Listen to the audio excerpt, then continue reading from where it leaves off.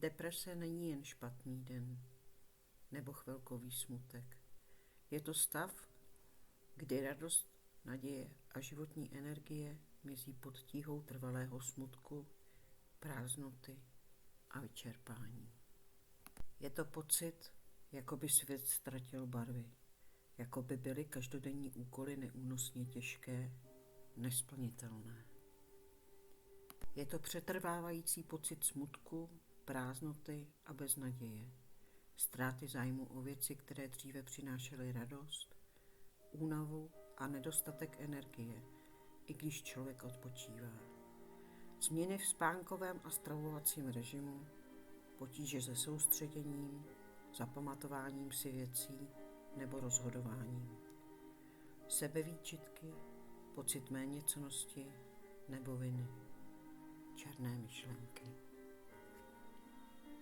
Jedním z častých omylů je, že deprese je prostě smutek nebo lenost. Pravdou je, že deprese může být stavem, kdy mozek přestává fyzicky a chemicky správně fungovat. To ovlivňuje nejen emoce, ale i energii, myšlení a schopnost zvládat těžké úkoly. Lidé s depresí často chtějí být aktivní a normální, ale jednoduše mozek neposkytuje dost síly ani neprodukuje pocit motivace, protože jejich tělo a mozek jsou v nerovnováze. Když člověk trpí depresí, dochází ke změnám v hladinách neurotransmitérů, chemických látek v mozku, které ovlivňují náladu, energii a motivaci. Deprese nereaguje jen na pozitivní myšlení. Je potřeba kombinace podpory, správné výživy, odborné pomoci a také postupných kroků k obnovení rovnováhy. Únava a nedostatek energie u lidí s depresí nejsou jen o tom, že si potřebují odpočinout. I když člověk s depresí odpočívá a celé dny leží v posteli, jeho mozek a tělo nefunguje jako u zdravého člověka a neodpočine si. Lidé s depresí mají často změněné hladiny neurotransmitérů, jako je serotonin, dopamin, norepinefrin. Tyto chemické látky jsou zásadní pro náladu, motivaci a energii.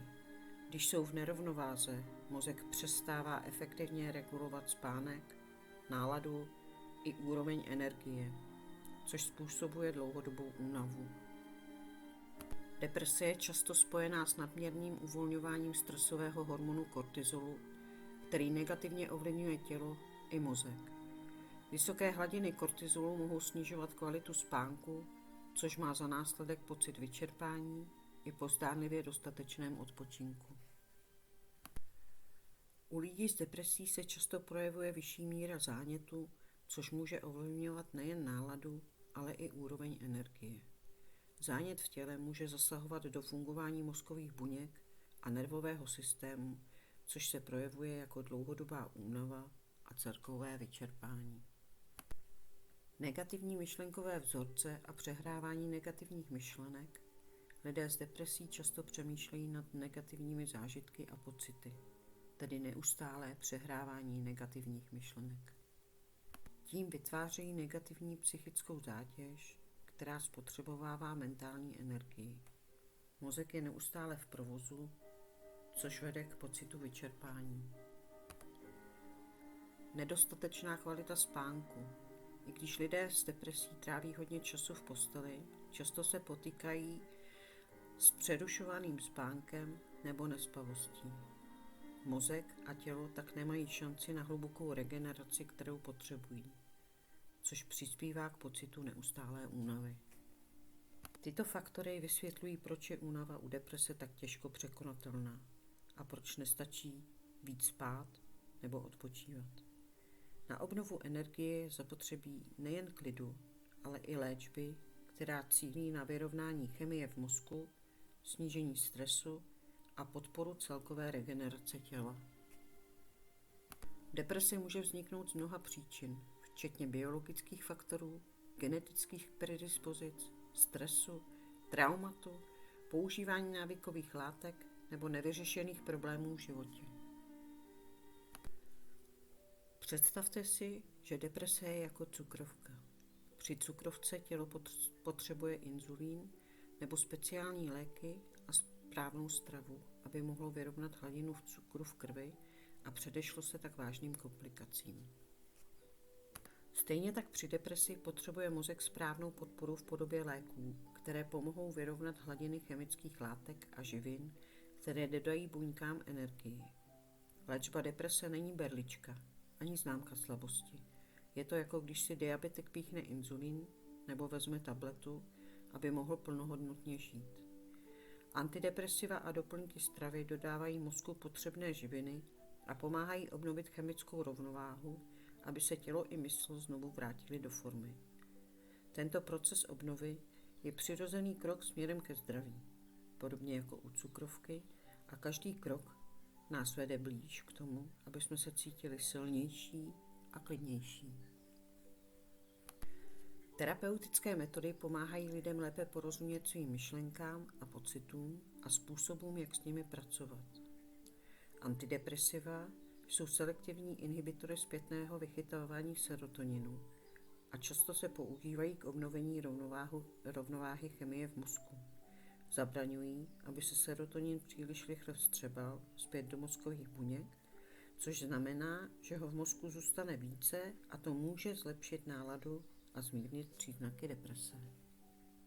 Změny životního stylu, jako je pravidelný pohyb, zdravá strava, dostatečný spánek a podpora rodiny nebo mentora, mohou také přispět k lepšímu zvládání deprese.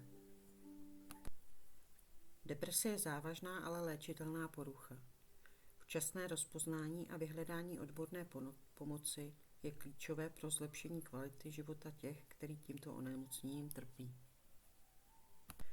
Když člověk prožívá depresi, i zdánlivě jednoduché úkoly mohou být nepřekonatelné.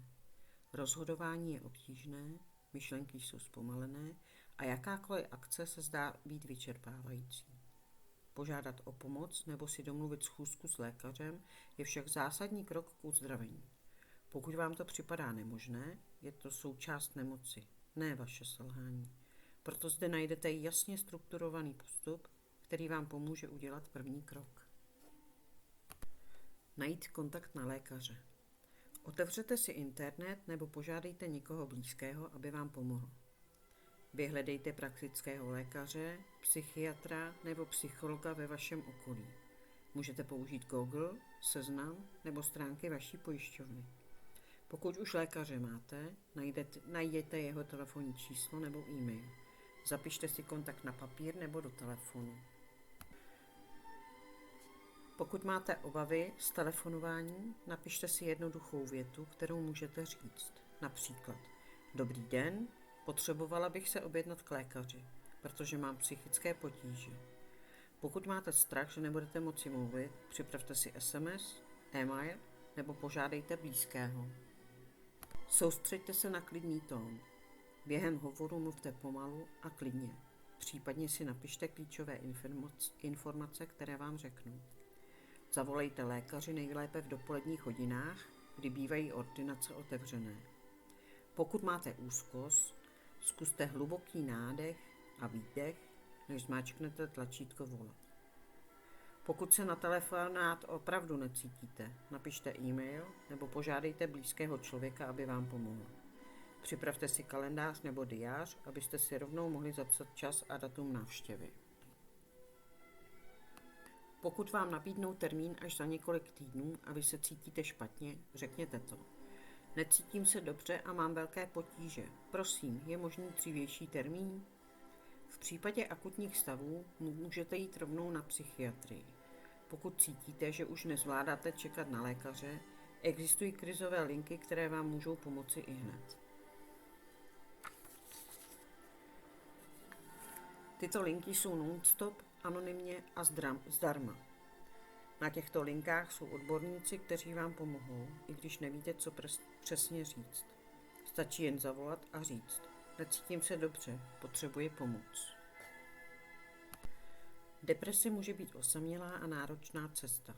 Pokud čekáte na návštěvu lékaře nebo hledáte podporu od těch, kteří rozumí tomu, jak se cítíte, moje podpůrná skupina na Facebooku je tu pro vás.